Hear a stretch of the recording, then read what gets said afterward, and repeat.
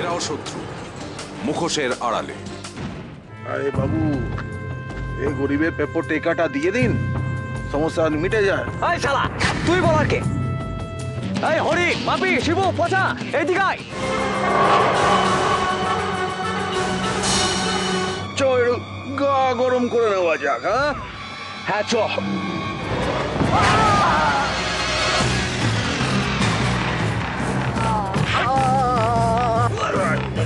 আমি হচ্ছি হরিদেবপুরের ডিএসপি অমিত মুখার্জি। এরপর যদি একজনের 100 দিনের কাজের 1টা টাকাও মার যায়, এমন মার মারবো চিকিৎসা করাতে 1000 টাকা বেরিয়ে যাবে। এদিকে যাও, সব কটা গেলে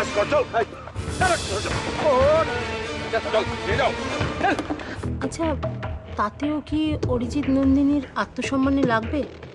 ওরা রিফিউজ করবে?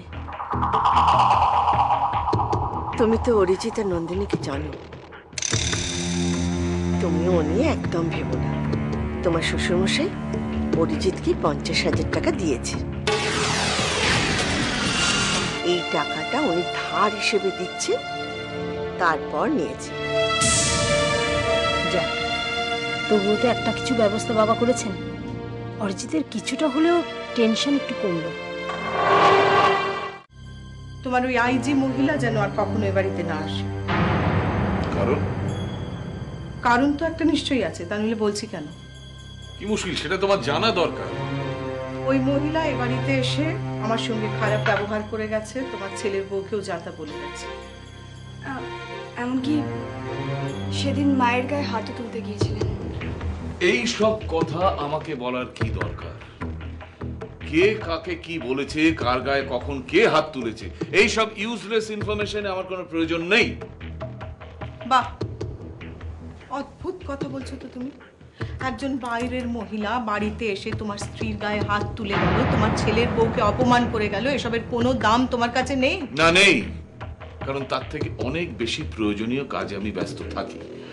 অপ্রয়োজনীয় কথায় আমার কোনো দরকার নেই।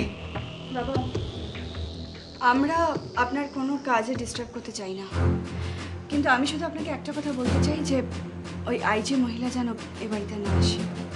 ওই আইজি মহিলা এ বাড়িতে আবার আসবে, বারবার আসবে, কারণ তাকে আমার প্রয়োজন আছে। আমার এই সামান্য অনুরোধটুকু তুমি রাখবে না? একটা কথা বারবার বলতে আমার ভালো লাগে না। আমাকে আমার কাজটুকু করতে দাও না। আমার কথা তাহলে তুমি শুনবে না? ঘ্যান ঘ্যান করো না তো, যাও প্লিজ, যাও যাও যাও, আমার কাজে মন দিতে দাও, যাও। দেখো, নন্দিনীর অফিস যাওয়া এখন বন্ধ। তোমারও আবার তো ওই ইউনিফর্ম নেই, মানে সাসপেন্ড। মাইনে করে কিছুই পাচ্ছ না, অথচ বউয়ের এত বড় চিকিৎসার খরচ। আমি বুঝতে পারি সবটা সামলানোটা সত্যি খুব শক্ত। তাই তুমিও বাবার কাছে হাত পাতলে, আর দেখো না বাবাও কিরকম তোমাকে ভিক্ষা দিয়ে দিল। এই যে তোমাদের একটা বাচ্চা হচ্ছে, বাড়িতে নতুন সদস্য আসছে, খুব আনন্দের ব্যাপার। তো এই যে হচ্ছে, এর জন্য যে তোমরা সবার কাছে হাত পাচ্ছ, টাকা পাচ্ছ, এই প্ল্যানটা কার? তোমার না? তোমার তো হতে পারে Nandini. Please please please please, অনেক হয়েছে। বাজে পকেটে আবার বন্ধ করো প্লিজ। আমি জানো তো, আমি এই জন্য আজকাল আর সত্যি কথাটা বলি না। আমি বলি না কারণ আমি জানি যে সত্যি কথা শুনলে সবার এখানে খুব লাগে। ঠিক আছে, ঠিক আছে, আজ থেকে আমি আর সত্যি কথা কেন, কোনো কথাই বলবো। তবে মনে রেখো আমার কথা, আমি তো আছি নাকি, মরে তো যাইনি। আমি তাই বলছি, 10 দিন আগে বলে রেখো। নন্দিনী কেউ বলে দিও। হ্যাঁ,